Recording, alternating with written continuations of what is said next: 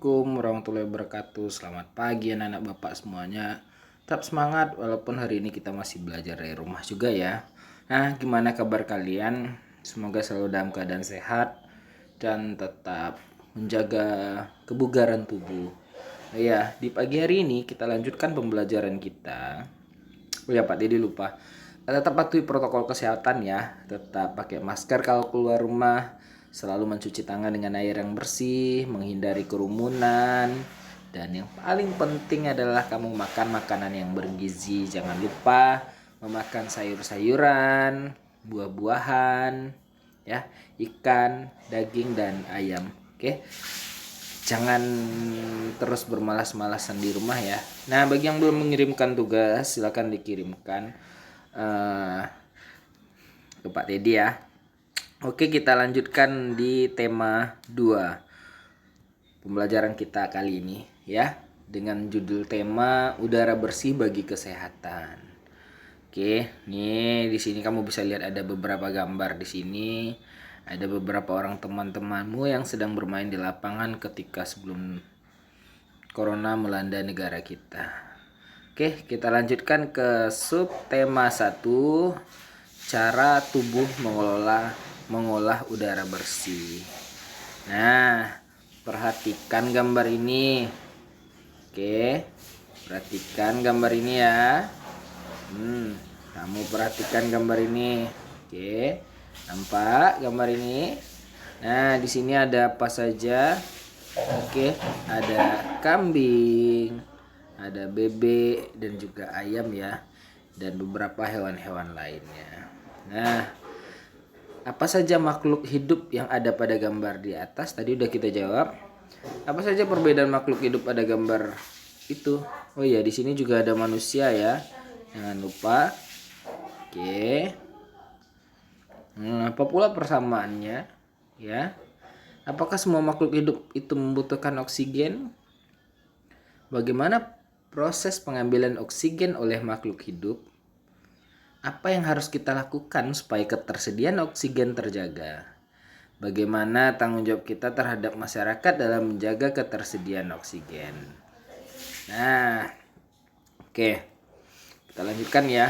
Berarti kita nanti akan membahas tentang ini di dalam ini latihan kita kali ini nanti. Nah, sekarang kamu semua sambil melihat video ini, kamu juga buka buku tematikmu, tema 2 ya. Nah, oke. Jadi kita juga bisa sambil membaca bersama-sama seperti di sekolah ya. Nah, perhatikan. Dayu dan ikan hias.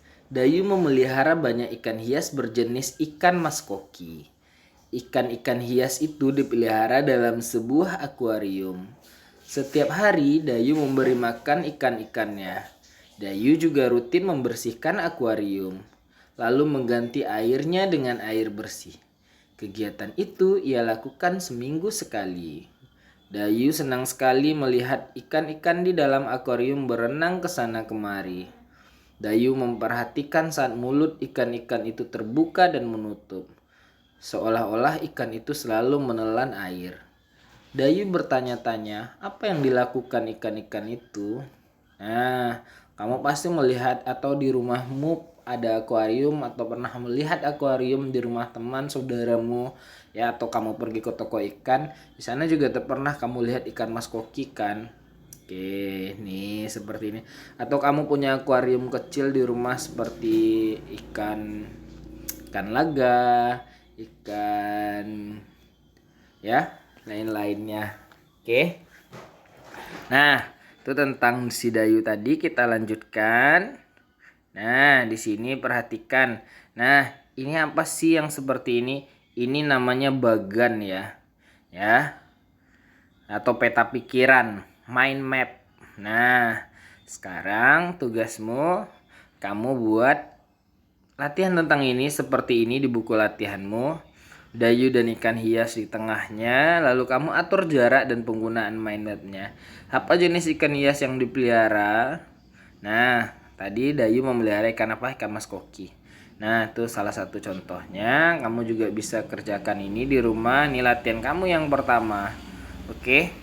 Lalu yang berikutnya, Nah, di sini. Nah, sekarang kita mau baca nih. Tadi berhubungan dengan pernafasan hewan dan oksigen ya.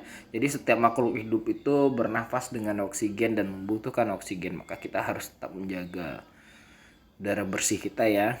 Nah, sekarang kita baca ini ya. Nah, di sini nanti kita baca ada beberapa hewan. Oke. Pernafasan pada hewan. Setiap manusia, hewan juga bernafas untuk mengambil oksigen dan membuang karbon dioksida. Namun, sistem pernafasan pada hewan berbeda dari manusia. Bahkan sistem pernafasan pada hewan pun juga berbeda sesuai jenisnya. Berikut sistem pernafasan beberapa jenis hewan. Yang pertama, alat dan sistem pernafasan pada cacing tanah atau vermes. Kamu pernah lihat cacing tanah kan? Pernah lihat cacing? Pastinya pernah. Nah, cacing tidak mempunyai alat pernafasan khusus. Cacing bernafas melalui permukaan kulit. Nah, Bapak semua, jadi cacing tuh bernafas menggunakan kulitnya ya. Kulit cacing selalu basah dan berlendir untuk memudahkan penyerapan oksigen dari udara. Oleh karena itu, cacing menyukai tempat lembab untuk menjaga supaya kulit tubuhnya selalu basah dan berlendir. Seperti itu ya, cacing ya. Pastinya kamu pernah lihat cacing yang kulitnya selalu basah dan berlendir. Ternyata itu fungsinya apa? Untuk menyerap oksigen dan udara. Ya, di bawah permukaan kulit cacing yang tipis terdapat pembuluh udara saat udara masuk melalui kulit. Oksigen diikat oleh darah. Pada darah cacing terkandung hemoglobin sehingga mampu mengikat oksigen. Oksigen yang diikat oleh hemoglobin lalu diedarkan ke seluruh tubuh. Zat sisa pembakaran berupa karbon dioksida dan uap air dikeluarkan dari tubuh juga melalui permukaan kulit. Jadi si cacing ini tadi bernapas dengan kulitnya ya. Nah, jadi kulit cacing itu seperti mengkilat-kilat dan berlendir itu fungsinya adalah untuk memudahkan penyerapan oksigen dari udara. Lalu karbon dioksidanya keluar di mana? Juga di kulitnya juga ya. Nah, jadi itu tentang cacing. Oke. Pastinya Anda semua pernah lihat cacing nih ya, seperti ini ya, cacing tanah ya. Oke. Kita lanjutkan. Lalu yang berikutnya, alat dan sistem pernafasan pada serangga, insekta. Oke, ini serangga. Pernah lihat serangga kan?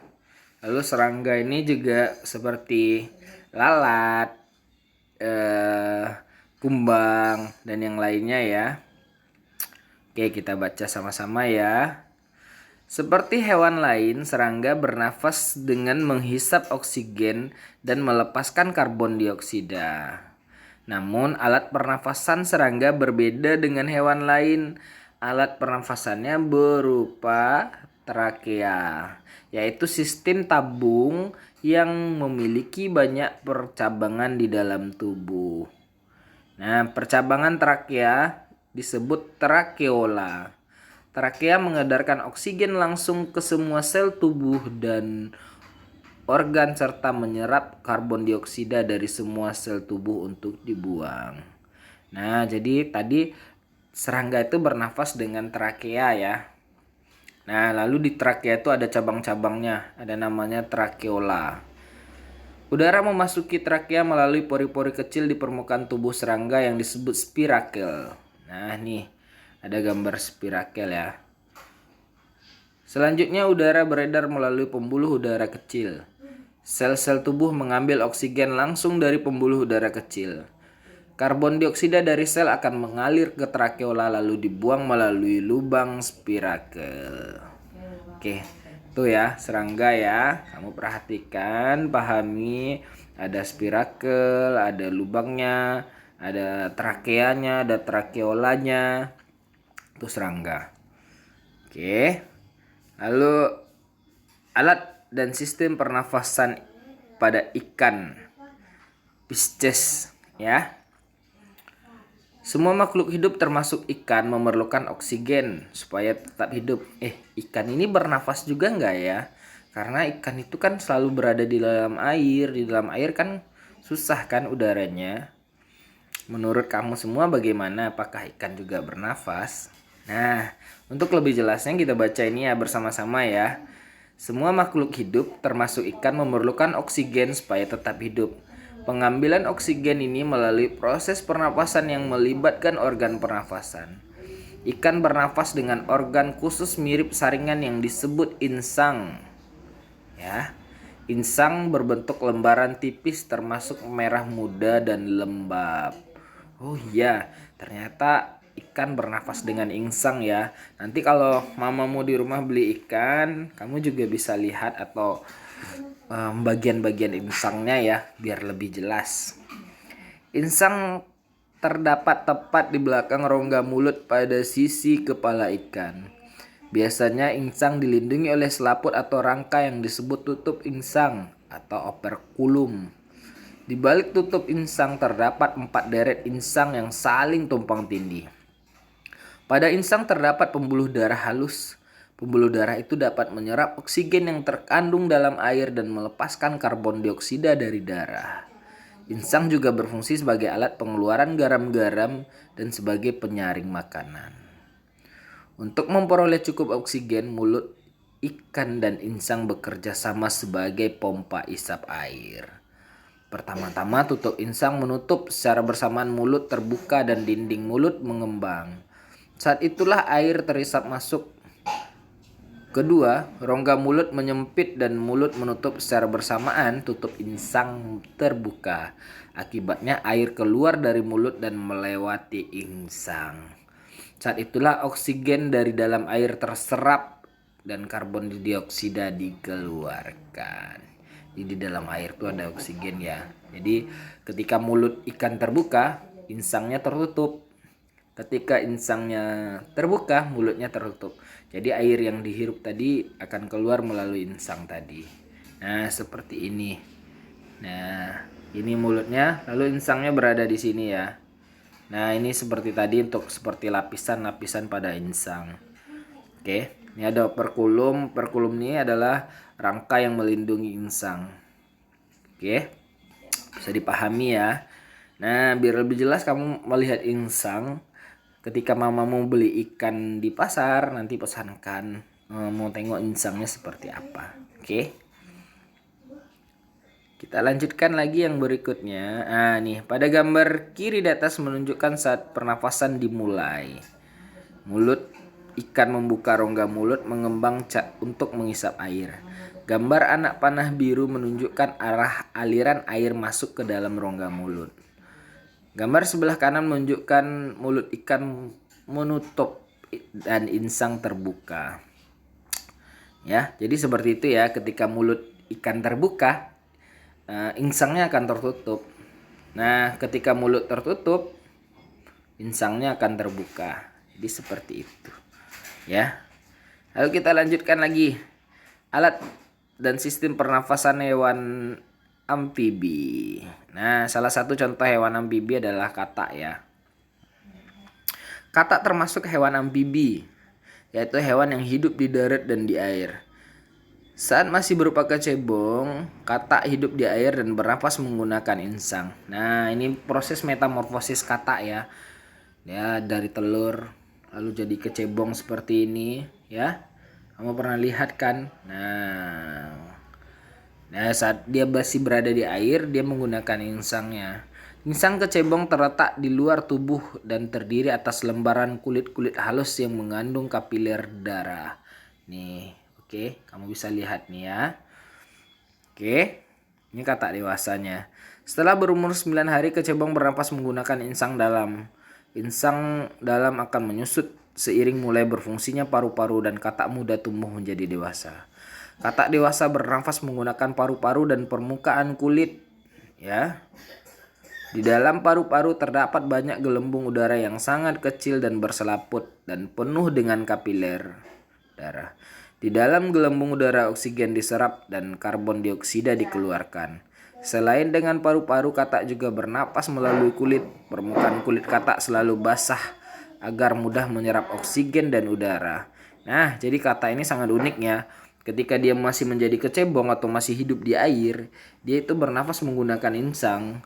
Jadi setelah dia dewasa atau dia besar, lalu dia menggunakan paru-paru dan permukaan kulitnya untuk bernafas dan mengeluarkan oksigen. Menghirup oksigen dan mengeluarkan karbon dioksida ya. Oke. Paham ya, itu hewan amfibi. Lalu yang berikutnya yang agak sedikit mengerikan ini adalah kita lanjutkan pada alat dan sistem pernafasan pada reptil. Nah, salah satu contoh hewan reptil adalah ular, kadal, cecak, buaya, dan biawak. Reptil bernafas menggunakan paru-paru. Udara masuk melalui hidung, lalu ke batang tenggorokan, lalu ke paru-paru. Ya, paru-paru reptil terletak di dalam rongga dada dan dilindungi oleh tulang rusuk. Paru-paru reptil sederhana dan dengan beberapa lipatan dinding yang dapat memperbesar permukaan paru-paru. Namun paru-paru kadal dan buaya lebih kompleks dengan berupa belahan dan bertekstur seperti spons. Nah, tuh dia. Nih contohnya ular ya. Pada reptil yang sering berkubang di air seperti buaya, lubang hidungnya dapat ditutup selama menyelam.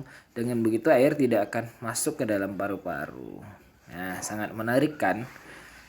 Nah, lalu berikutnya alat dan sistem pernafasan pada burung atau aves ya. Burung bernafas dengan sepasang paru-paru. Paru-paru burung terletak di dalam rongga dada. Udara mengandung oksigen masuk melalui lubang hidung pada pangkal paru sebelah atas. Selanjutnya udara masuk ke pembuluh udara yang disebut dengan trakea. Oke. Dari trakea udara sebagian masuk ke paru-paru dan sebagian lagi masuk ke kantong udara. Burung menghirup udara sebanyak-banyaknya saat tidak terbang. Sebaliknya saat terbang, burung tidak menghirup udara.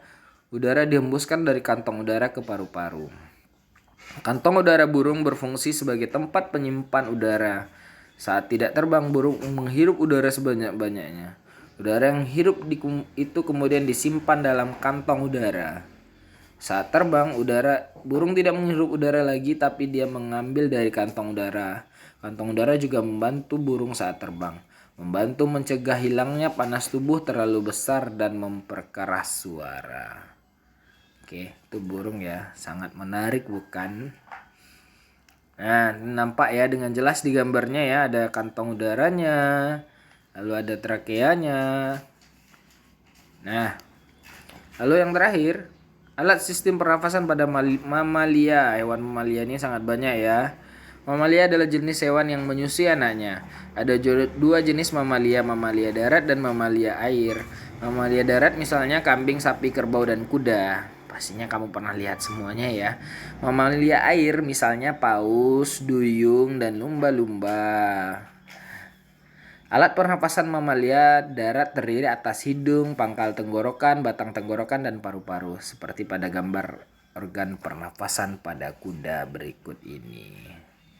Oke, ini ya kuda. Oke, udara masuk melalui hidung lewat trakea dan paru-paru. Di situ ada bronkus dan bronchiolusnya.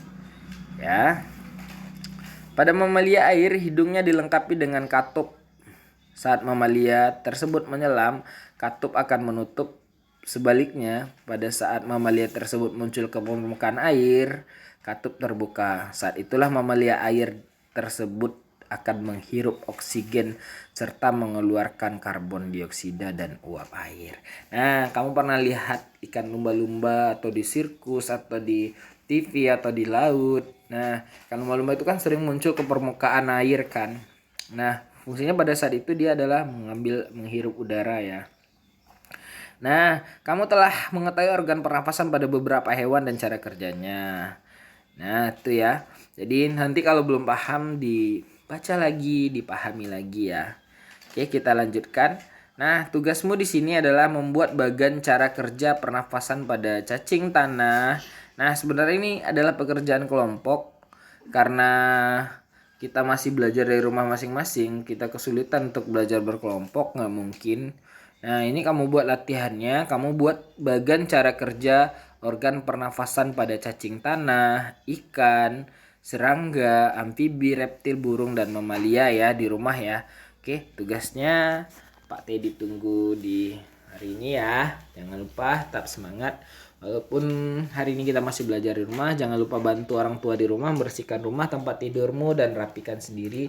Jaga kebersihan tubuh, potong rambut, gosok gigi, dan potong kukunya jangan terlalu panjang. Tak patuhi protokol kesehatan, jaga kesehatan, semoga selalu diberikan kesehatan dan keselamatan. Salam sehat, salam rindu dari Pak Teddy, guru kelas 5A SD 012 Bukit Bestari. Assalamualaikum warahmatullahi wabarakatuh.